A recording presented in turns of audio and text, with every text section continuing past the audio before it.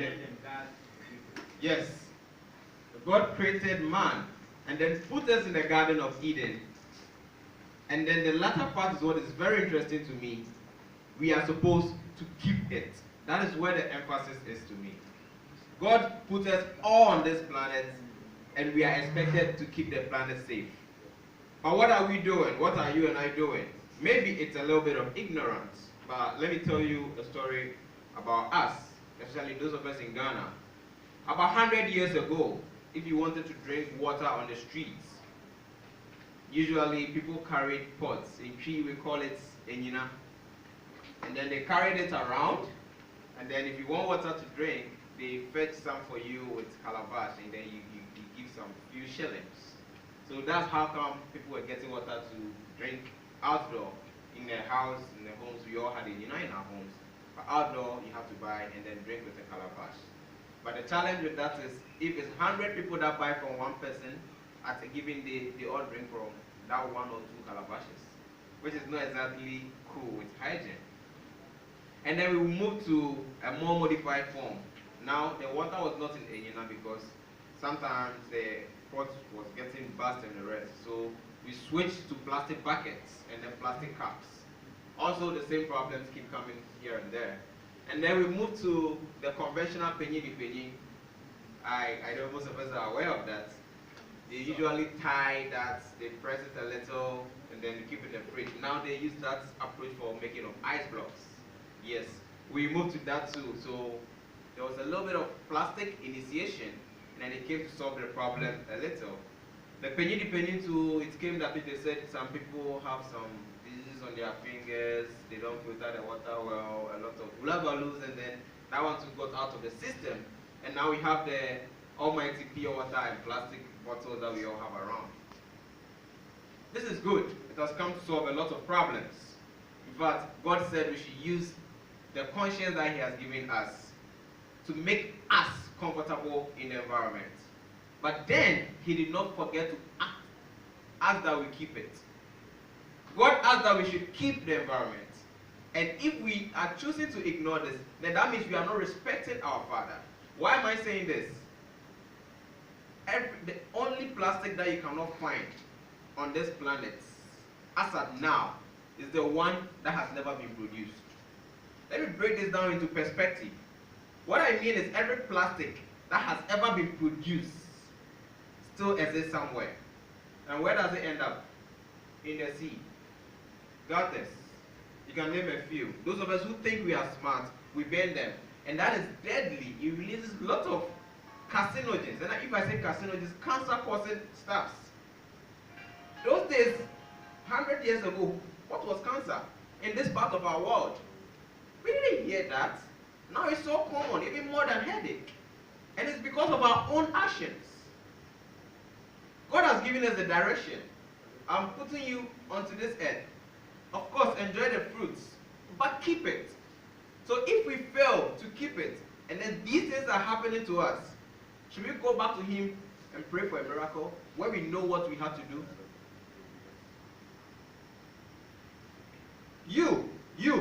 When you go to buy orange, you pick a black polythene. You collect black polythene for orange. You buy toothpick, you take it. You buy sobolo, you take it. Pizza, you take it. Pure water, you take it. Olive oil, we take it. What are we doing? Those things never decompose. So every day, let's say one person, let's say the University of Ghana, we are just 1,000 students. It's more than 50,000, but let's just in perspective. 1,000 students. Everybody is drinking 3 water sachets every day. How many sachets every day? 3,000. Every week. Those good in maths. Every month. Every year. And not even one of these decomposes. So they go and end up in a landfill. If I say landfill, what I mean is there's a large area like this. All the waste they collect from our homes, schools, dormitories, hospitals, wherever, they just come and dump them here. The little experience and knowledge I have in economics will tell me the land area has never increased for even 1 meter square. But then what is our population doing? We know about the Malthusian theory. The population is increasing geometrically, but the resources are just like that. So if you want to live here, if you want to survive and enjoy the fruit of the land like the Lord, our Lord has promised us, then we need to take a good care of the environment. And what do we need to do? Please, if you go to buy food, they put this food in a black polythene, tie it, especially at the night markets. They put it in the black polythene, tie it, before they put another colored one for you. What are all these for? Like, it doesn't make sense. Is it that we don't know? Now we eat fishes, and then when you are fortunate enough to bisect the fishes, you have plastics in the fishes. Whales are dying because they are consuming these plastics. I refuse to accept this. I have dedicated my whole life to this, but I had lots of prophecies that I was going to be a minister, but then politics is very far away from me. But now I'm understanding that prophecy because I want to be a minister for the environment, because I really care about this. I really care about you and myself. Because no matter what we, no matter who we are, no matter what we drive, no matter our level of income, no matter our level of education, we will all not be sitting here if the environment is contaminated. Go to all the beaches around now. You know what you will see. And then this has been just some few years of plastic introduction. In 50 years' time, it has been cut and dried, set, that there will be more plastics in the sea than fishes.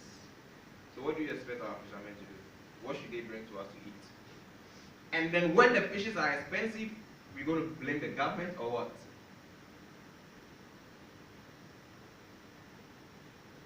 I think God gave us very great deal of conscience, so that sometimes we can make him rest. That's what I think personally. Sometimes the answer is so close to us. It's not about fasting and prayers. This is so common. So like I'm saying, what you have to do when you go buy things, if you have to refuse the plastics, do. When I buy from the basket market of Commonwealth Hall, a bottle of Tampico, I love that a lot. And they put in the black polythene, they look at you like you are crazy. But then that's how it's supposed to be. From this place just to your room, less than 50 meters. It's even an all boys or all girls hall. Why do you have to take that and then as soon as you get to the dustbin, you just put it in? And then those people will take it to the landfill side.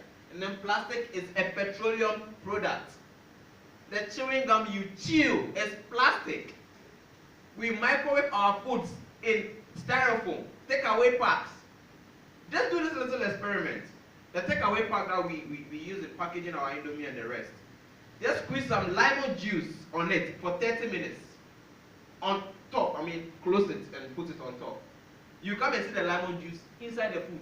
It will dredge your hole in a takeaway pack. So if natural lemon juice can corrode a takeaway pack this much, what do you think a microwave will do? And then we microwave those things, and then we eat. And then we expect to exist as long as possible with divine intervention, when the Lord has already given us the direction, right from the beginning. I see it as a little bit of lack of knowledge, because for an average person, you are not expected to know all these. But then, once you have received this message, I expect a transformation. Because this is not a mistake unless we refuse to correct this. I think we can redirect this. Yes. So please, when you also go to your various house of residence, there's this blue and orange basket for segregation of waste. Put the right waste into the right one.